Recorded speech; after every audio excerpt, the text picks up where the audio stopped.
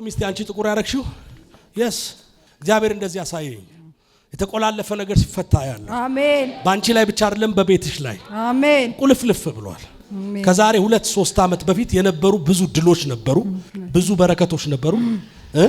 እውነት ነው አዎ እግዚአብሔር እንደዚህ ይላል ወደ ነበርሽበት የህይወት ከፍታ አስገባሻለሁ አሜን ጭንቀት ወደ ሌለበት አሜን ድል ወደ አለበት አሜን በረከት ተርፎሽ ብዙ ሰዎች ስትረጂ ነበር ማየው አሁን ግን የሼም ኑሮ ነው የምትኖሪው የለኝም ላለ ማለት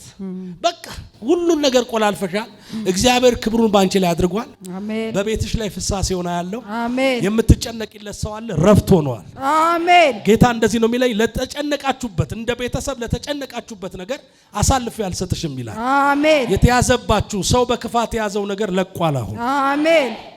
አሜን አሜን ይሸጥ የተባለም ነገር እኮ አልሸጥ ብሎ ቆሟል ብዙ ነገር እኮ ነው አረ እውነት ነው እንደዚህ ካልተባልሽ አታምኝም እንዴት አይደል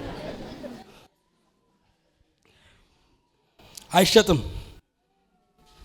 ሰማሽ